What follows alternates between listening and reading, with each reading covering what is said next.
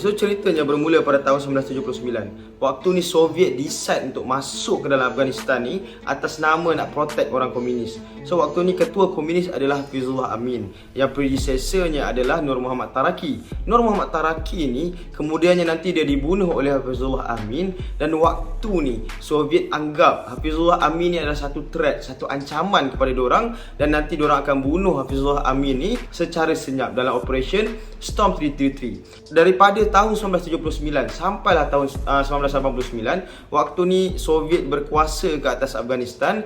Dan kita boleh nampak macam mana orang Afghanistan ni walaupun banyak factions, tapi diorang bersatu atas nama Mujahidin. So waktu ni kita boleh tengok US dan juga China fund Afghanistan dari segi arms and weapons. Tapi satu nota penting yang kita kena tahu, US dan juga China tak pernah fund Afghanistan ni. Tak kisahlah nanti Hizbi Islami ke Taliban ke maupun Mujahidin Group ni secara direct, dia mesti akan melalui Pakistan. Dan benda ni nanti aku akan ceritakan kenapa lah. Kita tengok pada tahun 1989, waktu ni Soviet dah mula berundur dan Mujahidin masih lagi bersatu untuk menentang anasir-anasir komunis. Sehinggalah pada tahun 1992 kita boleh tengok Burhanul Rabbani, pengasas kepada Jamiat Islami, dia telah menubuhkan satu Islamic State of Afghanistan. So waktu ni bangsa Pashtun tak puas hatilah. Ni adalah satu bangsa majoriti kat Afghanistan. Orang cakap kita ni paling ramai kat sini, tapi kenapa pula orang Tajik ni jadi presiden? So orang Pashtun ni bengang lah kan. So waktu ni diorang mula mencari-cari Gulbuddin Hekmatyar yang diorang harap-harap selama ni hanya jadi Prime Minister waktu ni. So pada tahun 1994, waktu ni Mullah Omar atau nama sebenarnya adalah Muhammad Omar, dia telah mengasaskan satu gagasan baru yang dipanggil sebagai Taliban. So waktu ni kita kena tahu Taliban ni ideologinya berasal daripada satu sekolah madrasah dekat Pakistan, iaitu Darul Ulum Haqqaniyah. Dan ada lagi beberapa pelajar-pelajar lain yang bagi idea untuk menubuhkan Taliban ni, sehinggalah nanti diambil nama dalam bahasa Pashto, iaitu Taliban ni lah yang bermaksud pelajar-pelajar. Ideologi Taliban ni bukan sahaja berasaskan daripada mazhab Hanafi, tetapi juga berkiblatkan kepada Pashtun Wali. Apa itu Pashtun Wali?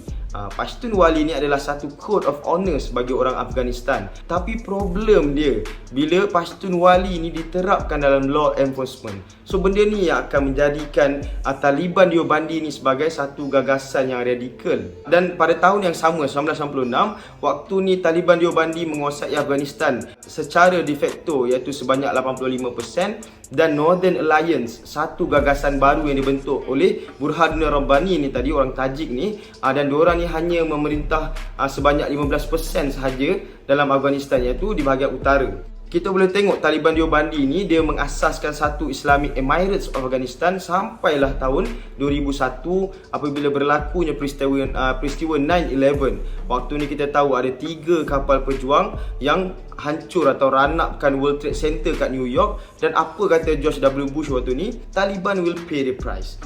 So sebab waktu ni US tuduh Taliban melindungi ketua Al-Qaeda, iaitu Osama bin Laden.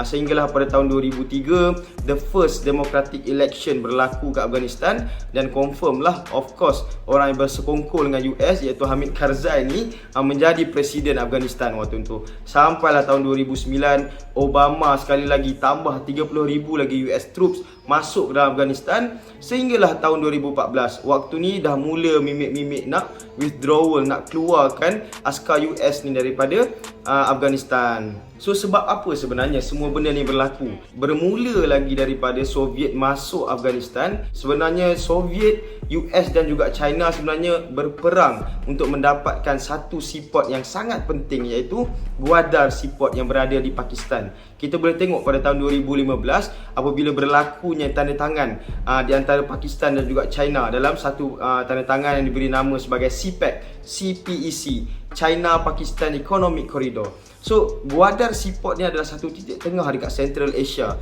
yang nanti akan menghubungkan Belt and Road, satu jalan perdagangan yang dicipta oleh China ni lah. Dan dunia kita akan menyaksikan kurang daripada 10 tahun lagi China akan menjadi kuasa besar nombor 1 dunia. Kita nak sokong ke tak ni Taliban ni?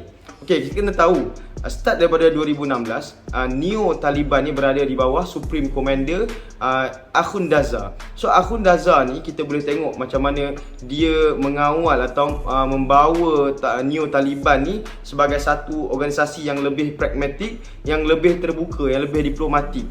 Tapi itu yang dijanjikan. Kan kita sebenarnya dalam nak membawa pendirian ni sebenarnya tak semestinya kita tengok, bila kita tengok press conference kita terus sokong. Dan ada juga setengah pihak yang bila dengar sahaja negara Islam terus tolak, terus kata ini mesti negara teroris semua ni. So benda ni tak betul. Kita apa pun sebenarnya kita kena menilai. Dia bukan sahaja sekadar nama, tapi kita kena tengok pada interpretationnya, apa yang dicakapnya, adakah dia walk the talk ataupun tak. Sama juga dengan law enforcement, sama ada dia membawa keadilan ataupun kebenaran. Itu yang kita akan sokong. Kalau tak kisahlah apa sekalipun nama dia, kita takkan sokong, kita tak nak sokong lah.